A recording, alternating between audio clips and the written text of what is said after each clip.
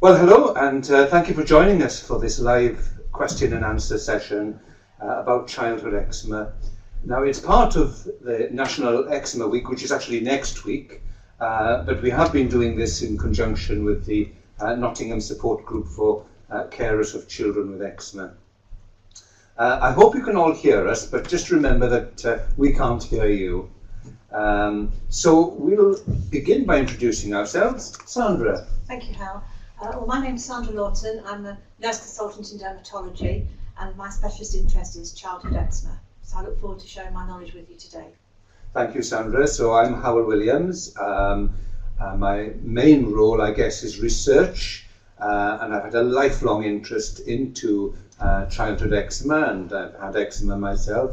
But I also work as a consultant paediatric dermatologist at Queen's Medical Centre. So that's a bit about my background.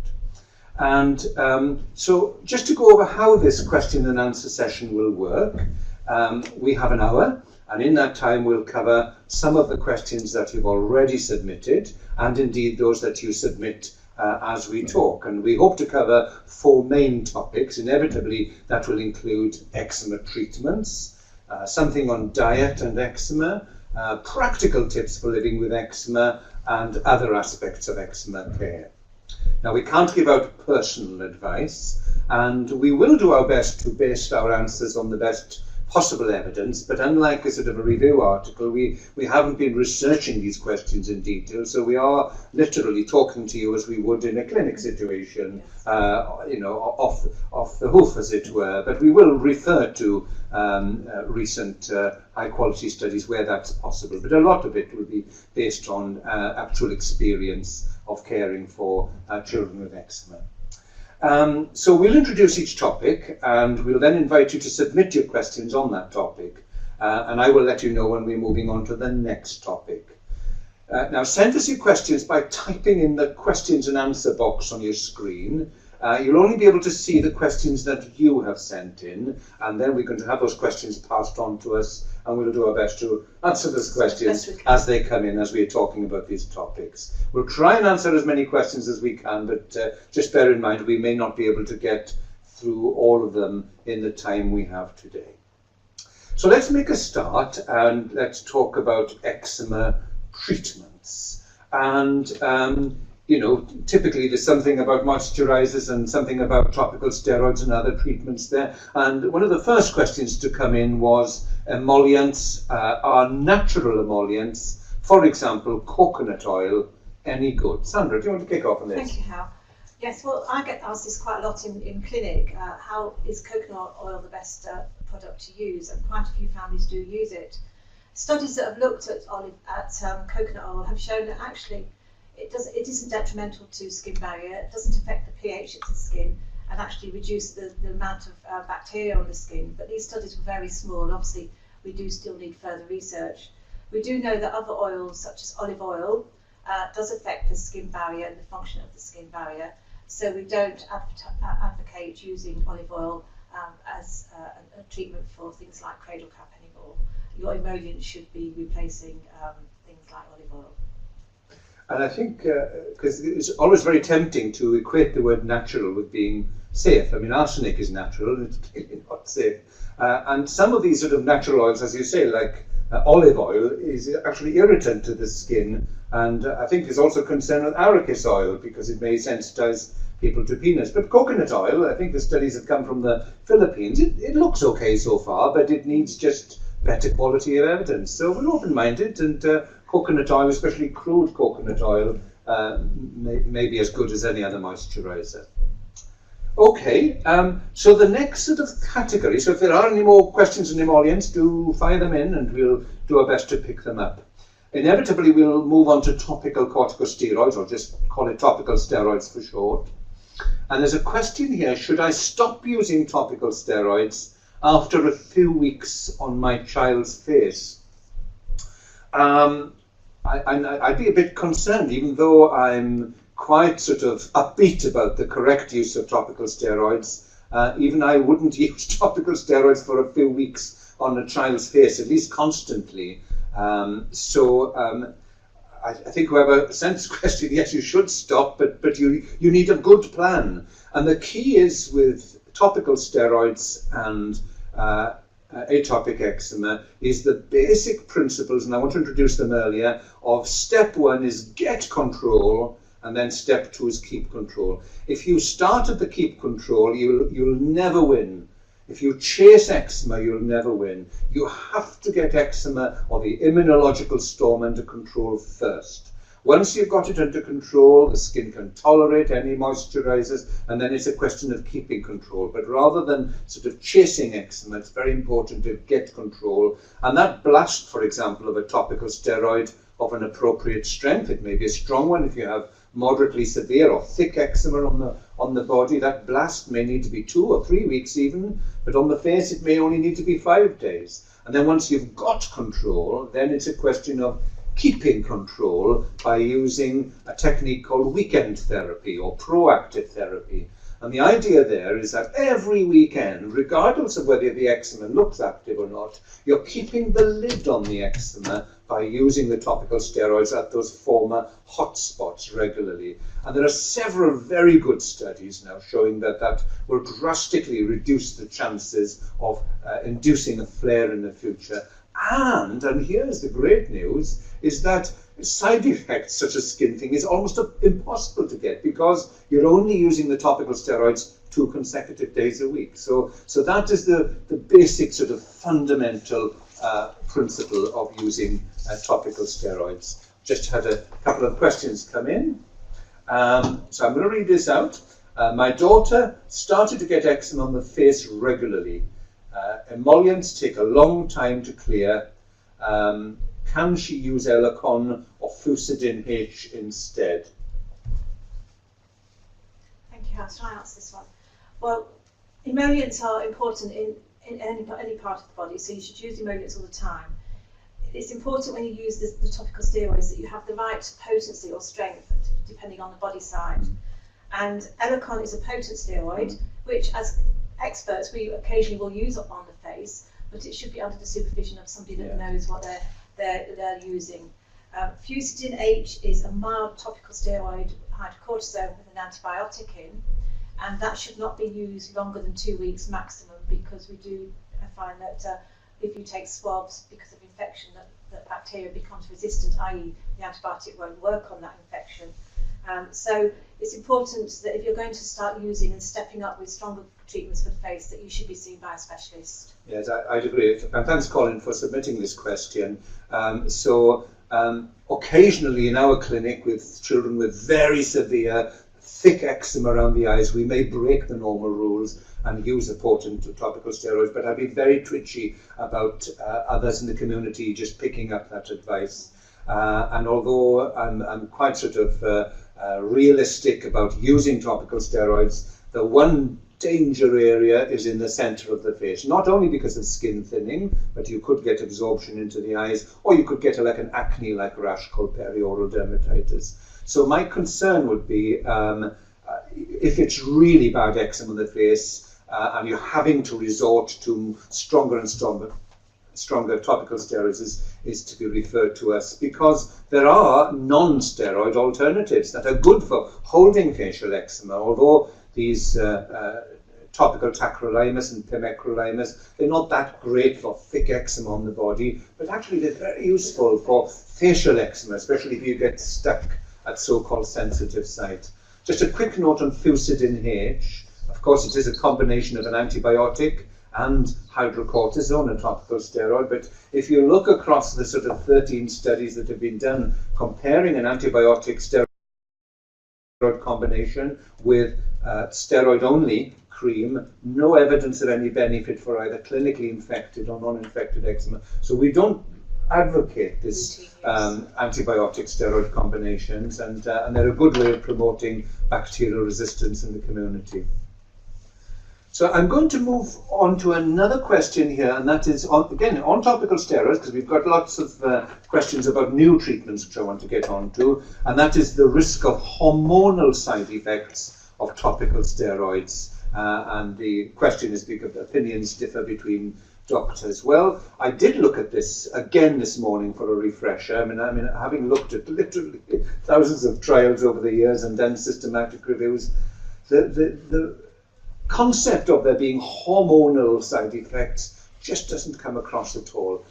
Now, there are undoubtedly a few cases in the literature of young babies developing what is called Cushing syndrome as a result of massive absorption and usually completely inappropriate use of topical steroids, massive quantities under nappies and things where the baby has absorbed a lot and they get, you know, as adults who take lots of steroids, they get that sort of ballooned appearance.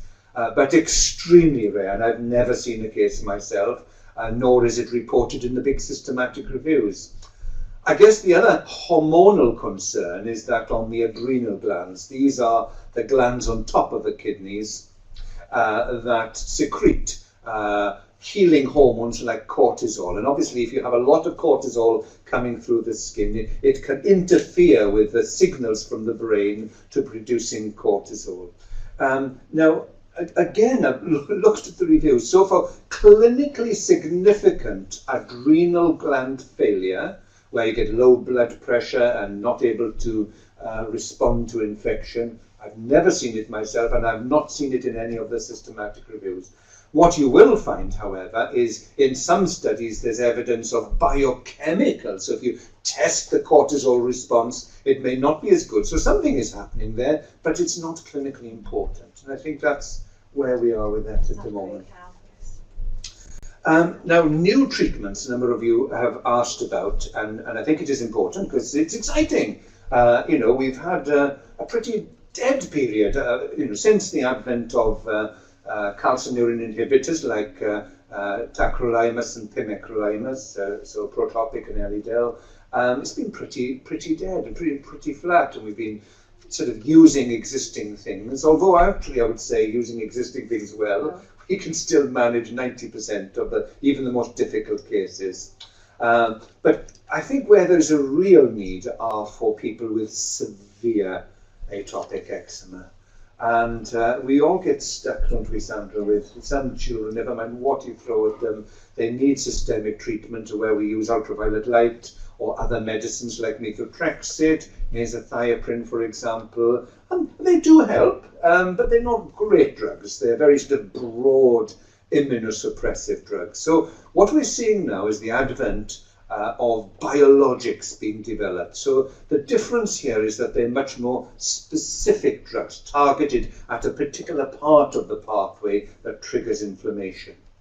And in the field of psoriasis, for example, there are now several biologics, and I think they've really transformed the treatment, particularly of adult psoriasis. And I'm looking forward. In fact, there's about 8 or 9 biologics in development and being tested for atopic eczema at the moment.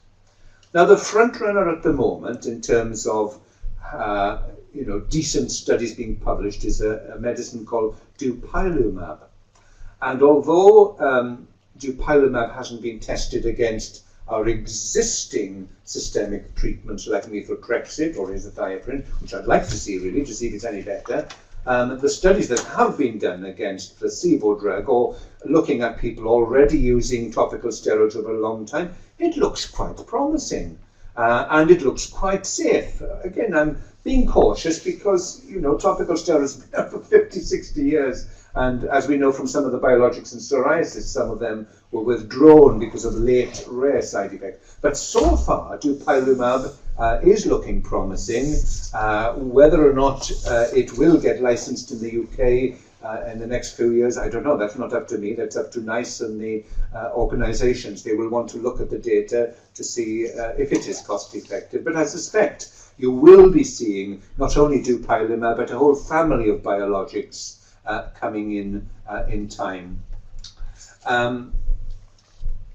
So I'm going to carry on because there's another new sort of medicine that's come out, and this is not so much for severe eczema. This is a new cream. It's a non-steroid cream. The drug is called crizarabol, and the trade name is Eucrisa. And somebody's asked the question, you know, well, when will Eucrisa be available in the UK? The answer is, I don't know if it ever will be, because I've looked. Well, first of all, you have to respect, you know, to bring a new effective treatment on the market, it's about 10 years investment and hard work. And there's no doubt, compared with just a placebo, just a plain cream, Crizarabol is better. So it does work. The question is, for mild to moderate eczema, does it work any better than, you know, weak, cheap unsafe hydrocortisone or Humavit or clobetasone? And of course those studies have never been done against the active comparators that you and I are using today. So all you've got are these studies that compare them against the vehicle.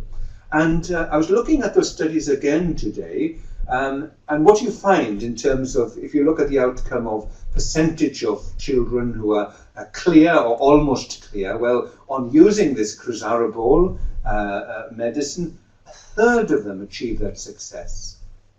Not a lot, is it? A third, 1 in 3, compared with a quarter just using plain grease. So that's not a big magnitude of effect. It has an effect, and you have to ask yourself the question, does that magnitude of effect compared to plain grease, how is that going to compare when they test this against hydrocortisone? So at the moment I'm not seeing any clear advantages or likelihood that topical Crizarabol is going to be better than existing treatments, either in terms of efficacy or safety, and definitely not cost. We worked out that the cost of Crizarabol, based on its current USA cost, is £454 for a 60-gram tube, compared with £3.72 for 60 grams of hydrocortisone. So I doubt if that will get past nice, but I'm open-minded. If there are other studies that show a clear advantage over existing therapies, bring them on, and I'll be the first to change practice if there are clear advantages there. Sandra, we just passed you a question as well.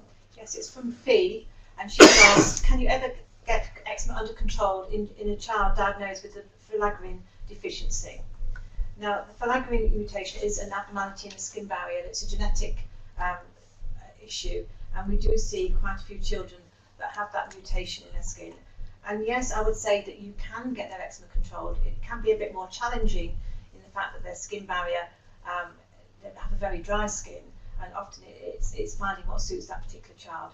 But I treat all children, whether they've got the mutation or not, with the same principles of a good emollient regime, a decent topical steroid regime, and identifying what makes the child's eczema flare.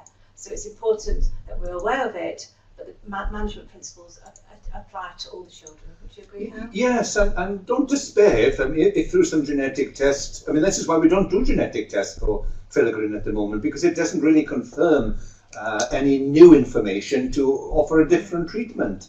There is an association with filaggrin deficiency or filaggrin gene mutations and more severe eczema and likelihood of asthma, but you know, many of the children we see in clinic, we don't know if they have filaggrin, and they have mild, easy to control eczema. So I wouldn't treat them any differently. We treat them according to the quality of life of the child in a holistic way, or the severity of their eczema. And some children are easy to spot. They have some of the manifestations of like very lined palms or very, very dry skin, but actually they respond to treatment as anybody else does.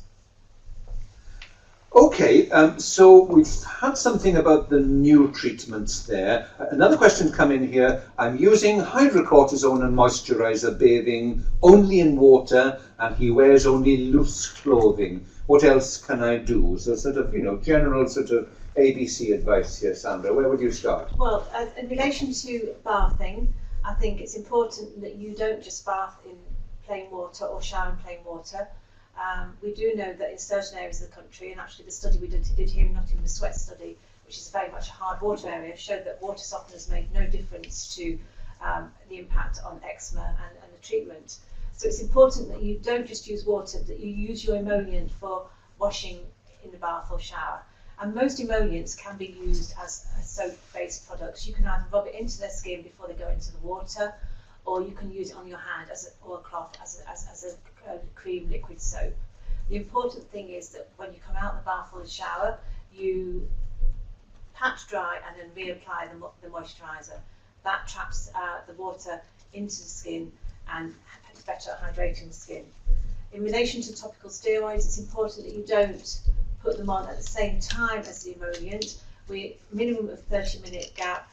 I do see parents often concerned about using steroids, and they tend to dilute their steroids with their emollient. The trouble is then you spread the topical steroid on non-eczema sites, and then you increase the risk of side effects because they're going on normal skin. Other things you can do is obviously, yes, loose clothing. Different times of year, you may need a lighter emollient for daytime in the summer, but a more greasy one in winter. One tip that I do find parents often do is they think, my child's going to be itchy at night, I'll put a thick layer of moisturiser on at bedtime. And if you think of the analogy of swimming the channel and you cover somebody in a thick layer of grease, they get hot. If you cover your child in a thick layer of moisturiser at bedtime, they just get very hot and then they itch. So it's important that you moisturise regularly through the day rather than one big thick amount, which then adds to the irritation and heat. So they're just some handy tips. The other thing I will slip in here, because I think I'm quite passionate about it, is the fact that lots of parents are prescribed tubs of greasy emollient or creams, and they put their hands in the pot to get their cream out to moisturise their child. And we do know that bacteria live in pots of moisturiser, so you should never put your hands in a pot of cream, even if you've washed your hands, to apply it to your child. Use a clean spoon or spatula to decant from your pot of cream. Thanks, Sandra. And whilst we're on emollients and topical steroids, would you mind just responding to the other question we had here? How often should I apply emollients and topical steroids? Well, as I said, emollients regularly through the day, and topical steroids only need to be applied once a day. There's no evidence that twice daily is any better than once daily. And in reality, it's much easier for you to manage your child's eczema doing it well and effectively once a day than being scared of using your steroids and hardly using any at all twice a day. Yeah, and just talking a bit about, because I noticed the person said I'm using hydrocortisone, if it's working, fine. But remember, hydrocortisone is very mild. It's so safe. It's available over the counter.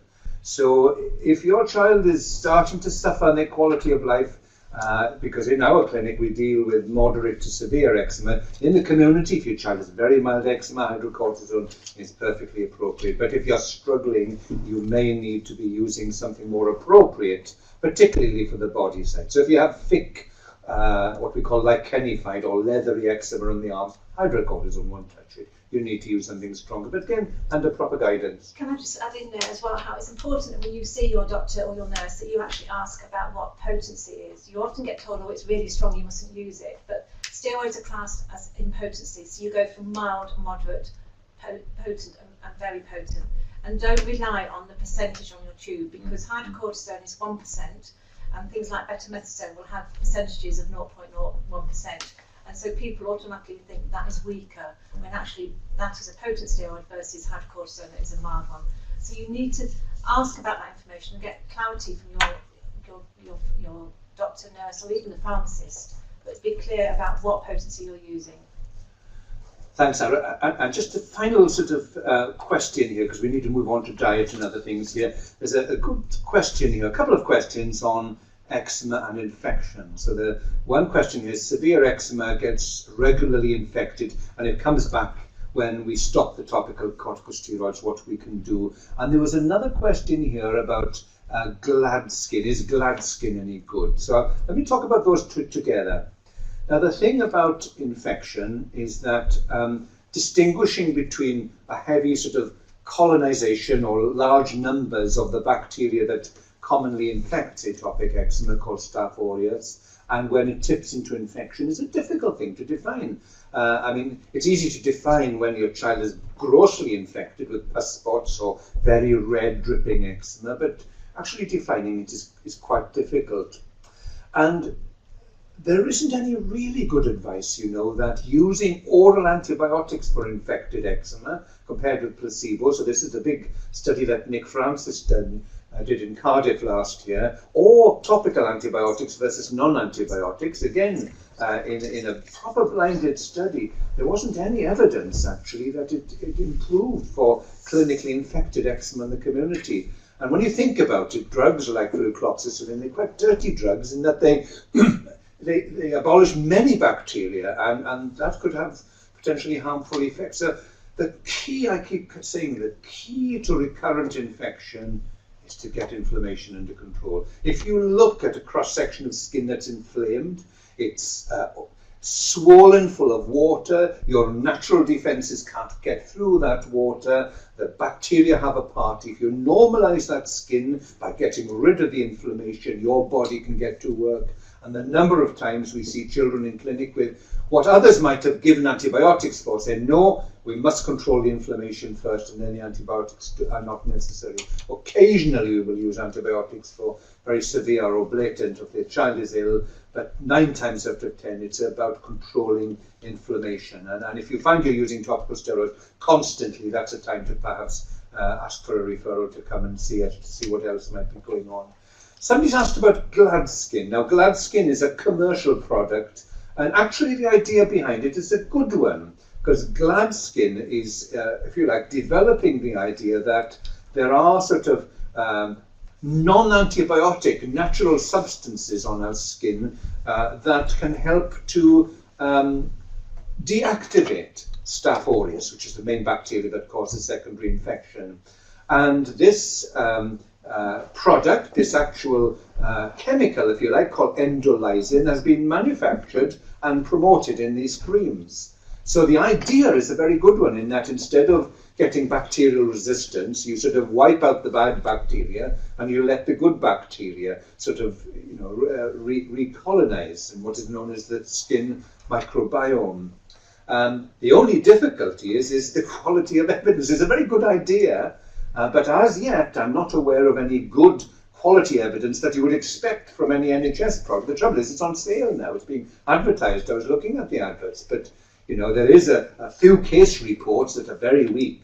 But then we have a study that is being done in Rotterdam, and that's being started. So that looks like a good study on 100 patients, and we should know that. So I say the jury's out on Glad Skin until I see some good quality evidence. But the idea is a good one, so I'm open-minded that this may be the future, rather than crude sort of blunderbuss antibiotics.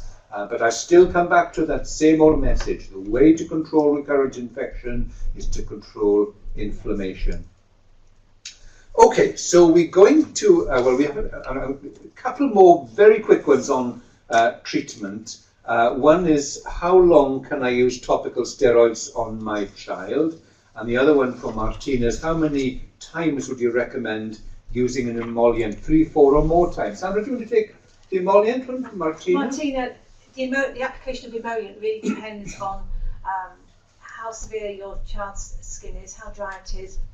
You haven't said how old your son or daughter are, but if it's a baby, each nappy change is probably quite useful. If you've got a baby that's weaning, and we've all had messy babies, and you need to protect the face from the constant wetness and irritation from food, dribble, snotty noses, etc. So you need to find what suits your child so that the skin feels soft and normal. You don't want them feeling all greased up and lardy. You want the skin to feel soft and normal. So it very much depends on the quality, the thickness of your moisturiser and the severity of your child's dry skin. So it's experimenting with different emollients, having a choice and trying different ones to see what suits your routine. And obviously you have a life outside emollients, so you need to find things that are easy to apply quickly and also that your child will like and tolerate. And this question, how long can I use topical steroids on my child? It's a good question, but you have to divide it into these 2 phases I talked about earlier.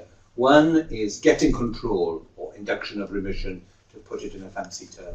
So getting control, well, that will depend on how thick the eczema is and where it is. So if you've got extremely thick leathery eczema there, that's about 20 times as thick as the normal skin, that's taken 3 years to develop, well, you may need to use 4 weeks of a strong, potent topical steroid like aloconazole to get that back to normal. And you do it by feeling the skin rather than just looking at the skin, because you want to thin the skin there because it's abnormally thick. But once it's come back to normal and there's no evidence, that's the time to stop. So it's what I call a phrase is when the eczema is fully cooked. And for milder eczema on the face, perhaps using something like clobetasone, well, maybe 5 days or 7 days is enough in that first period of getting control.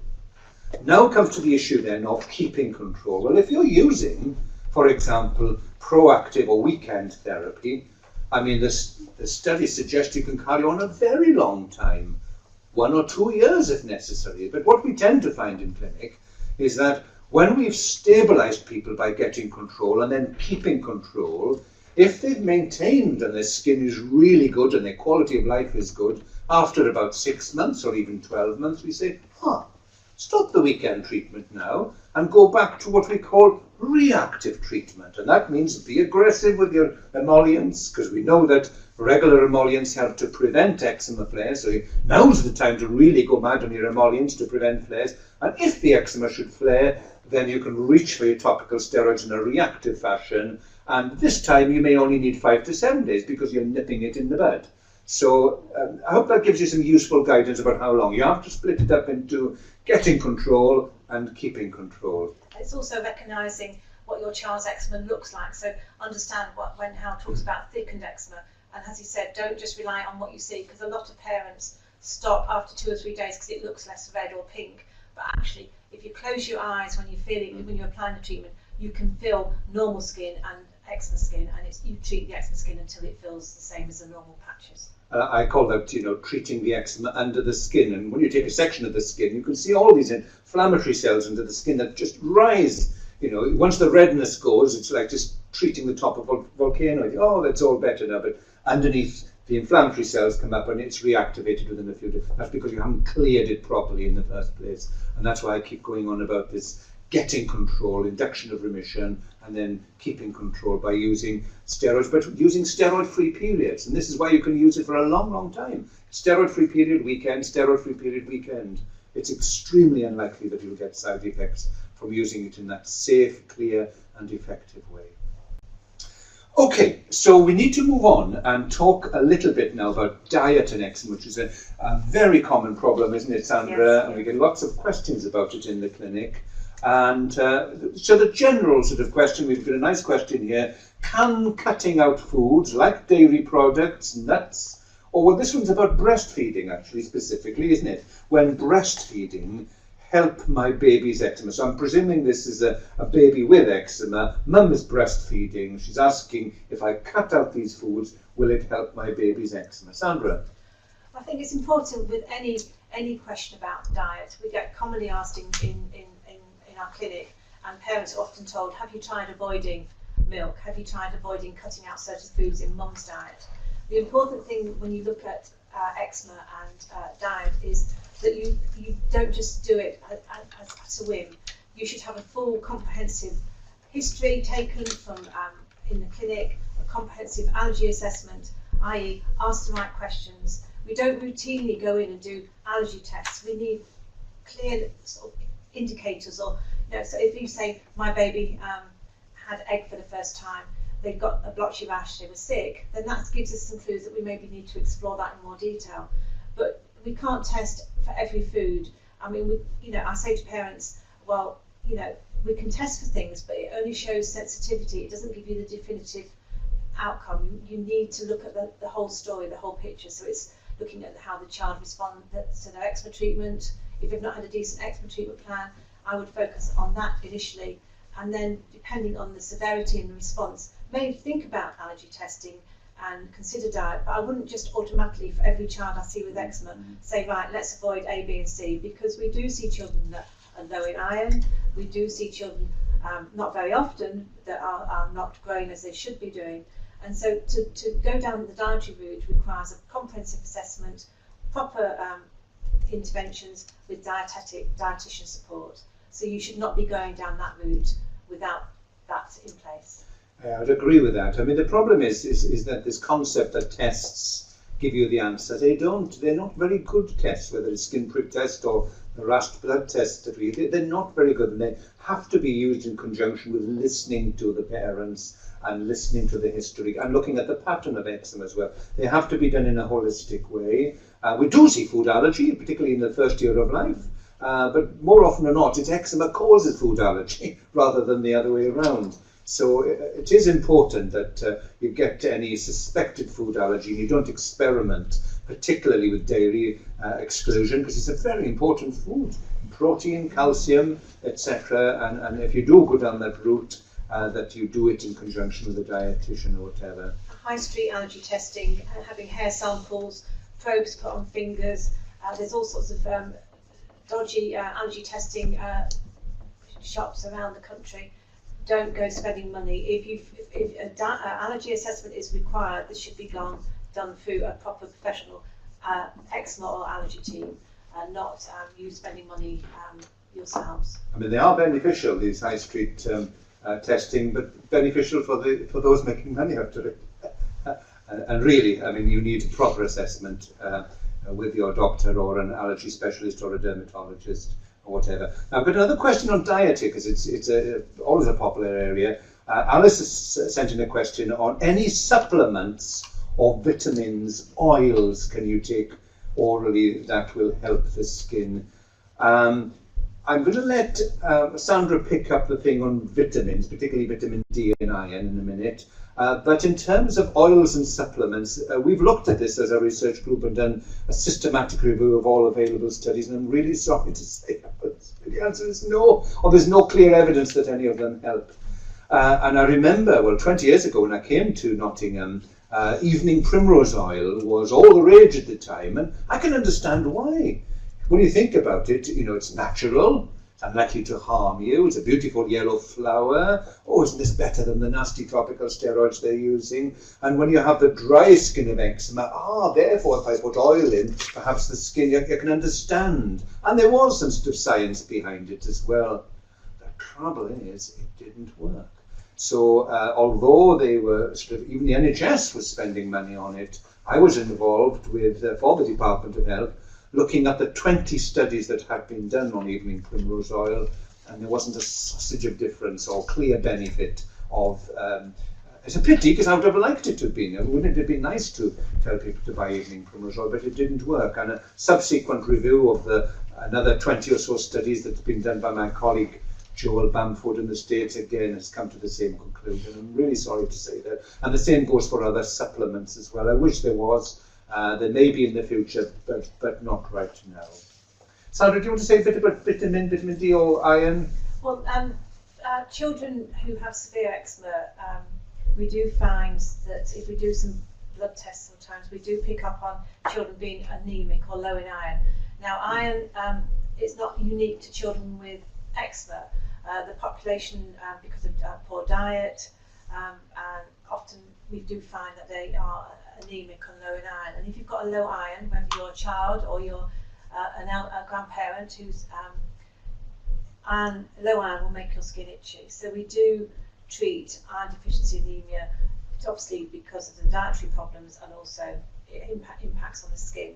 Vitamin D is more again than just eczema children. It's a global issue around low vitamin Ds.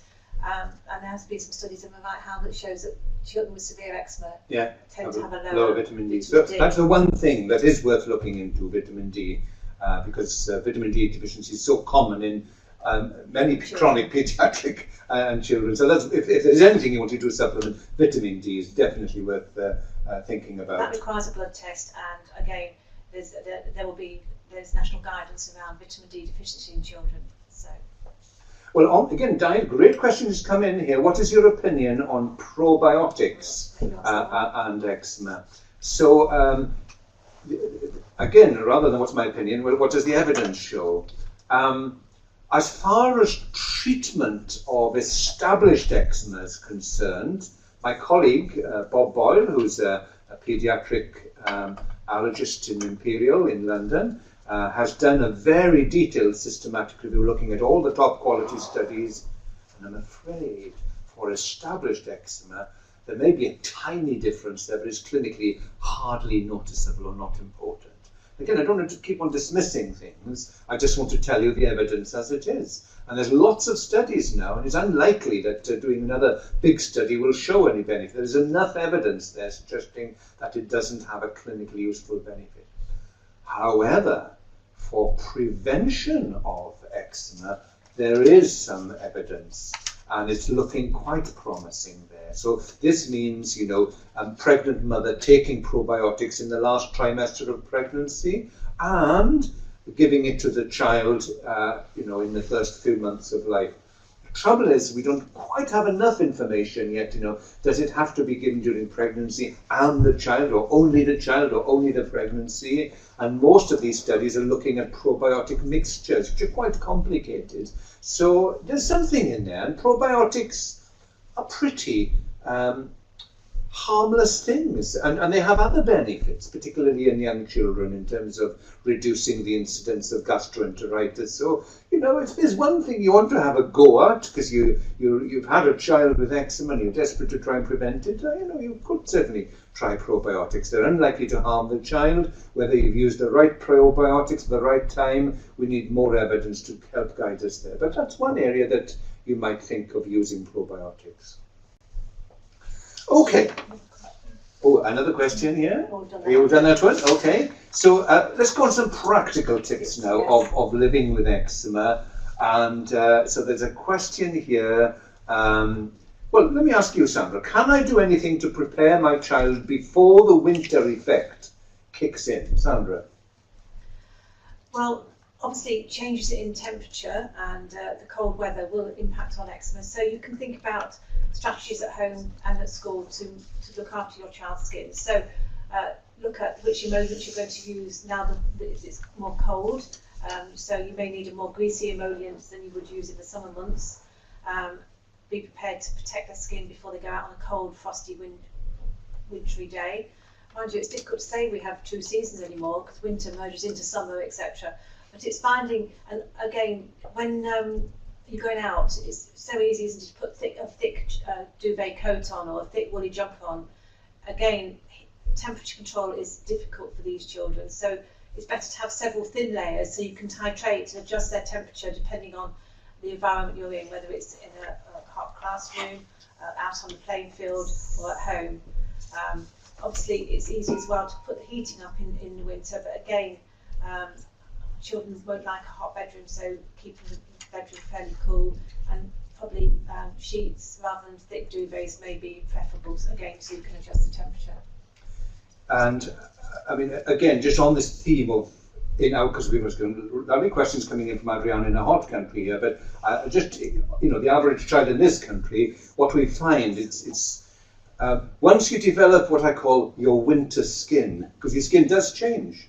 I mean, I've just had very lucky, I had a holiday in Italy last week where it was 32 degrees, and when I came back, it was 12 degrees. I mean, that's a 20-degree drop.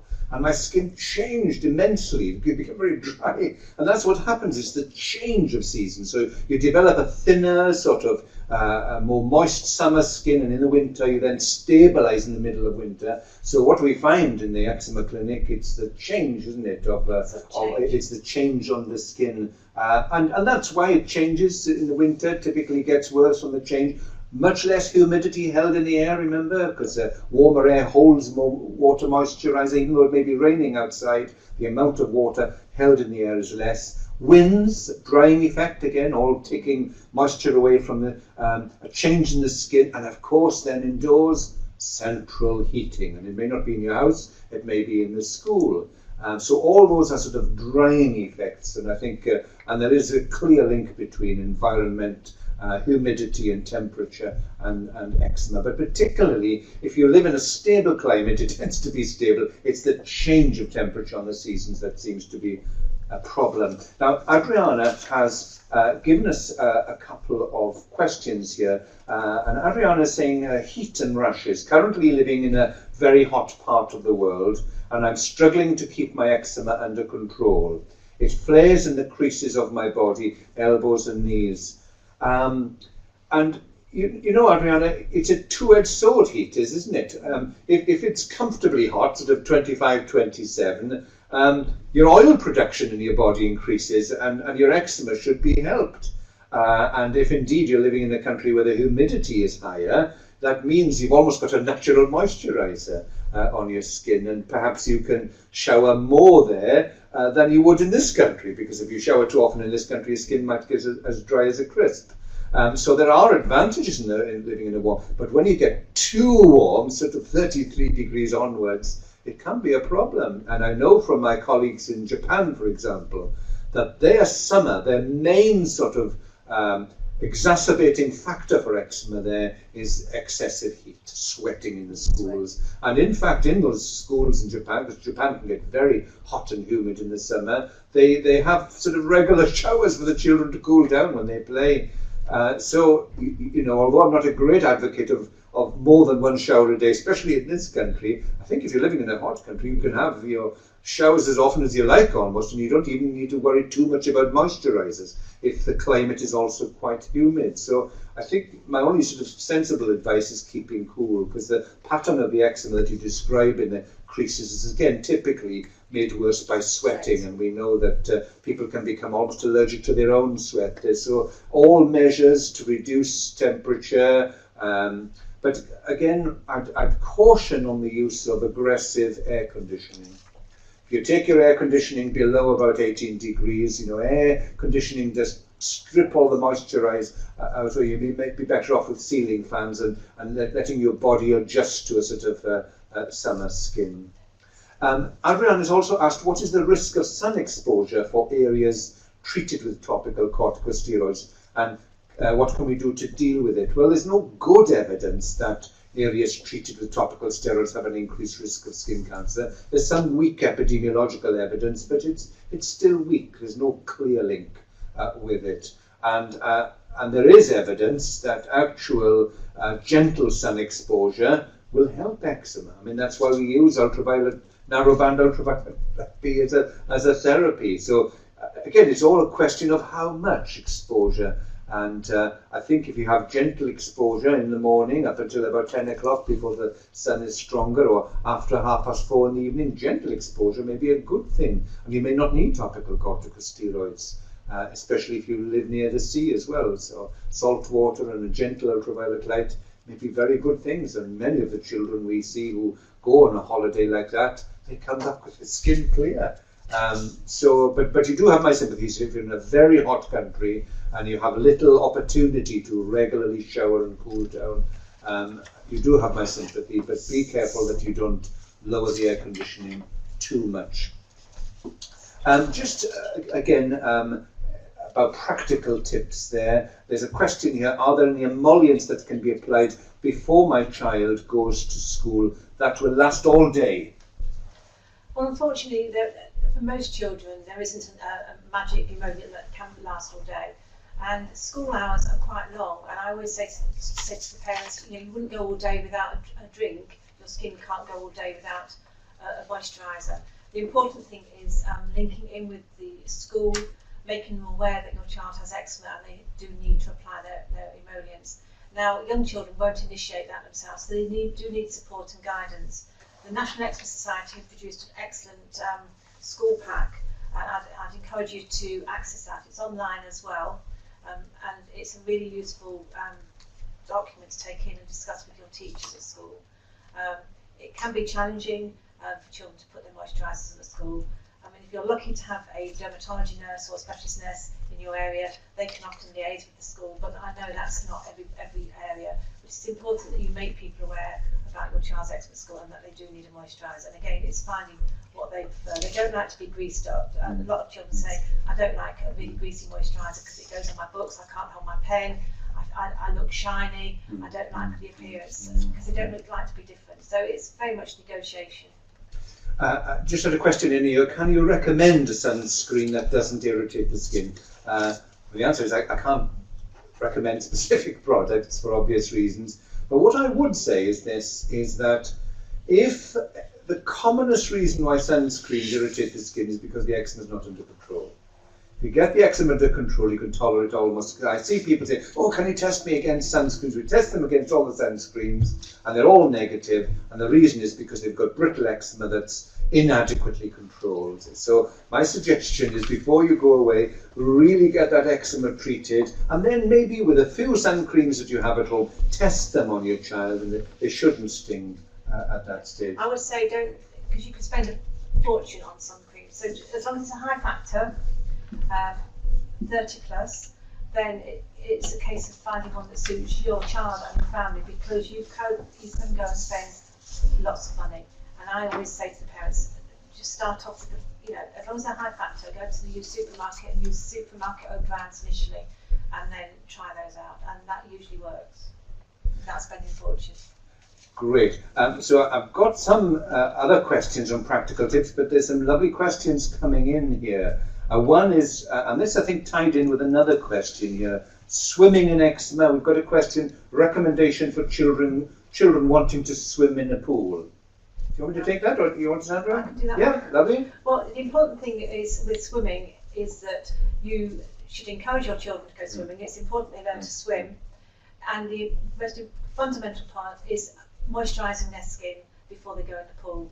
Again, they're not swimming the channel, so they don't need a thick layer of grease on, because the swimming pool won't like it if you leave emollients floating around the swimming pool. The important thing is they moisturise before they go in, and then when they come out, they shower and then reapply their moisturiser. But again, be careful if you're doing that at the swimming pool, because you may leave moisturiser on the swimming pool tiled floor and there's a risk of slippage. But again, use your emollient you would use at home just to protect their skin. And some children find that the different pools, because different pools have different ways of chemicals they use and how they chlorinate the pool. So it's important that if you find that on a swimming night that one pool irritates, it might be worth trying a different pool in your area and checking how they actually use. Some use some sort of ozone or something to cleanse the pool. And again, if they do flare on swimming lesson night and you're doing weekend therapy, then make your weekend therapy on swimming night and the night after, so you're actually preventing it flaring.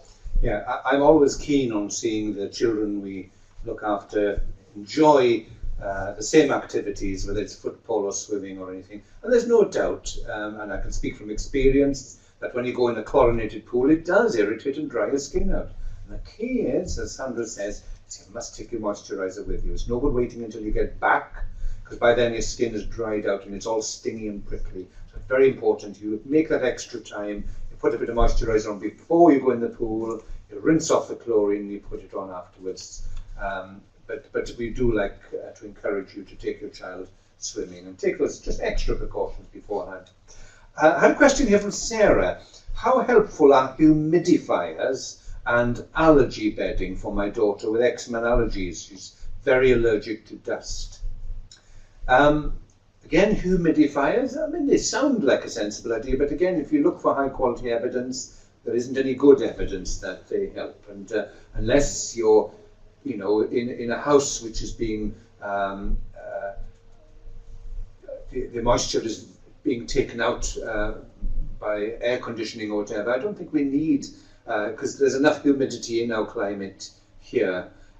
So the evidence isn't clear that it helps, and you probably don't need it. Allergy bedding, that's, again, what I'm listening to you here is you said your child is very allergic to dust, and I think if that's obvious and they wheeze and sneeze each time they get exposed to dust, then they clearly are very allergic to dust, and you need to take sensible measures like allergy bedding, dust mite proof covers for the pillow slips. Important that you keep the window open if you're vacuuming, and ideally you'd like a sort of a wooden floor that you can mop rather than because that's where most of the skin gets shed at night. But again, the quality of evidence on reducing, because house dust mite is everywhere, unless you live sort of 8,000 feet above sea level, house dust mites are everywhere, so very difficult to eradicate house dust mite allergen completely. But if you live in a dusty house, and there are things you can do like allergy bedding, they don't cost much and they're easy to deal with. Don't spend, again, a fortune on these things. Make sure that if you're getting mattress covers, that they're zip-up ones. If your daughter's in a bunk bed, make sure she's not on the lower bunk, because the dust from the bunk above will impact on her. And remove things like cuddly toys, and then minimise soft furnishings in the bedroom. But as Hal said, you can't totally eradicate house dust mite. Okay, so I'm going to move on now. Try and do a few quickies, because I know we've only got 10 minutes left here. Somebody's asked, what can I do to protect my child from picking up a viral infection from cold sores? I hear your concerns, especially if your child has active eczema, because as you know, the cold sore virus can occasionally have a party on eczematous skin and result in a nasty secondary infection called eczema herpeticum. I think if you think your child has eczema herpeticum and they're ill, and they have these like punched out sort of ragged holes, then you must take them to your doctor the same day or to a casualty if necessary, because that's one of the few emergencies for eczema. But I think it's very difficult, isn't it, to avoid picking it up. I mean, all I could say, common sense, is if you have an open cold sore, then you mustn't kiss your child. But the likelihood of your child coming into contact with the herpes simplex virus at some stage is quite high. So apart from avoiding contact with open cold sores, I don't think there's anything else I can suggest sensible there. There's a question here now on how should I bath my child, and should I add anything to the bath water? And as I read that question, I should refer you, because we've got some wonderful leaflets on the Nottingham Eczema Support Group website, and we've got a leaflet on this, leaflet on swimming. There's a lot there, so do look at that website. Sandra, do you want to comment on should anything be added to the bath water? Well, there are an array of different wash and oil products that can be added to the bath, and currently there has been a study in Southampton called the BABE study, which I think the results are imminent. Yes. That has been looking at specifically. In my clinical practice, and from my personal experience, I try and find an emollient that you can wash with, because in reality, what happens with bath oil products is that you don't measure them out, you just tip them into the water, and I've seen children develop irritant reactions to bath oils that have been put in undiluted. The important thing is, as I've said previously, is use an emollient to wash with, and when you come out, pat dry and reapply the emollient. So again, keep it simple. You don't need, I see patients coming in with carrier bags full of products. I try and keep it simple to 1 or 2 emollient products and then the corticosteroids. You have to be careful when you use oils in the bath also because of slippage. Another handy tip while you're bathing your child and using emollients is when they've had their bath, you're emptying the bathtub or even the shower, make sure you wash and dry the bath. So use hot water, washing up liquid, give it a good scrub, rinse it well, and then dry it with a kitchen towel so you don't create an ice rink for your siblings and parents after you've bathed the child. So as Sandra said, this exact question is being tested in a national study on whether adding something into the bath produces any additional benefit to putting things on the skin. We don't know the results yet, but they should be out this year or early next year at the latest. So very exciting. We should have the answer to that question for you. My opinion is that things that you pour into the bath generally go down the plug hole and they float and they're not effective compared with direct application of emollients afterward. That's the key. So in the bath you can use what you like and use emollients as soap substitutes, let your child have some fun, but what's really important then is what you put on the skin afterwards. Okay, so so I think this has to be the final question because we are running out of time before we wrap up. So we have a question here. What can be done for eczema on a child's scalp? Very good question. Dryness causes itching for my daughter in the night, disturbing her sleep. And it's often an area that's forgotten about, isn't it? Sandra? I would say, yes, I think a lot of people forget to look in the scalp of a child with eczema. Obviously, if it's a baby, there may be cradle cap or some dryness there. And the important thing is to use your emollients in an infant or baby under 1 year of age. You should use your emollients to wash their hair. You shouldn't be using shampoos for under 1 year of age. So before you go to bath your baby or your child, just massage your emollient into the scalp, and then with a soft brush or a soft toothbrush, gently comb out the scaliness. And if there's underlying eczema there, you will need a topical corticosteroid to treat that eczema.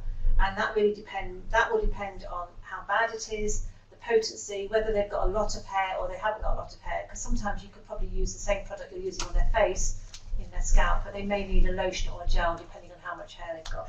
Thank you, Sandra. And I'm just going to sneak one question because it's relevant. and somebody's asked you, are eczema plans useful? Well, we've been using them for 20 years. We think they're very useful, but the reason why I'm answering this question is because a colleague called Dr. Matt Ridge, an academic GP in Bristol, is actually going to be doing a study looking at eczema plans. And the reason I'm mentioning it is because some of you may feel, oh, he said this is no good, this doesn't work. There's never been more research done into eczema in the last 5 years and forthcoming. It's a very exciting time. The National Institute of Health Research, the research arm of the NHS, is investing in a lot of eczema research It's been a great time, and there's some good studies coming forward, so lots of room for hope.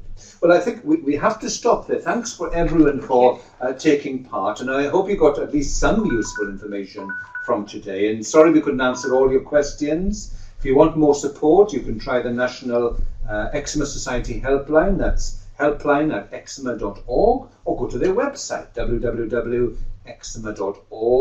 It's a registered charity supporting people with eczema. It's not a clinic, and it won't be us answering those clinical questions. But most importantly of all, if you're not satisfied with your eczema care, consult with your doctor or a health professional. Well, on behalf of myself and Sandra, thank you very much for taking part. Thank you very much. Goodbye. Bye-bye. Bye.